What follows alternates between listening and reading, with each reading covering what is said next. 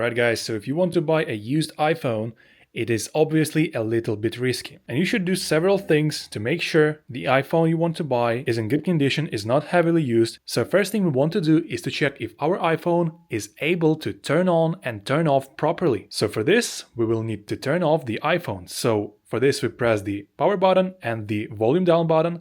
We hold it down and then we need to slide to power off.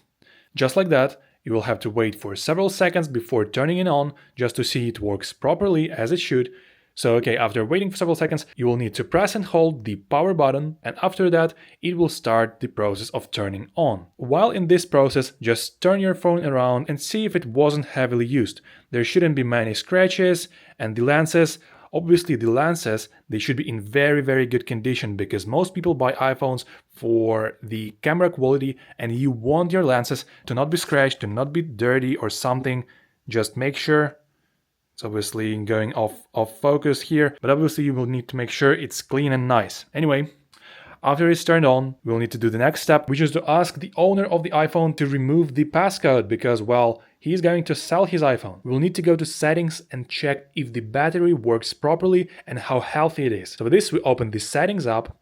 Then we will need to go to the search bar and search for battery health. So here it is going to show you how healthy is the battery if you tap on the battery health and charging button. So you tap on it and we see that the maximum capacity is at 96%. So anything that is above 90% is very good, and anything that is above 80% is decent and you can consider buying it.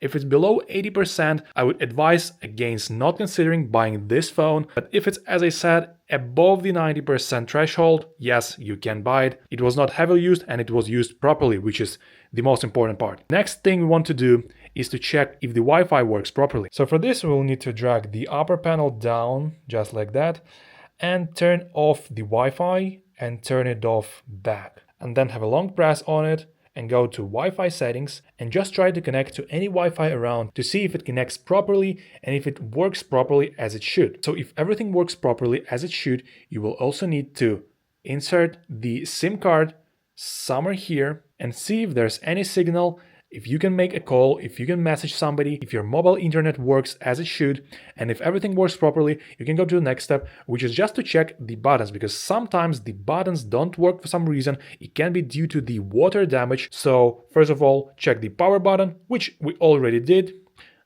Check the volume down and volume up buttons. It works smoothly and as it should. And also check this small silent switch button, which if we switch down, should go into the silent mode with a slight vibration you should feel, and then switch it up. It's a bit difficult with one hand. And now it goes off the silent mode.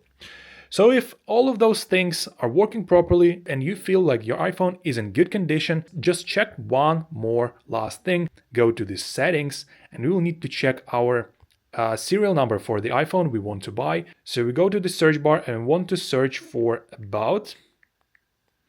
We tap on it. So here you will see your serial number. So if your iPhone is original and not fake, it will appear just here.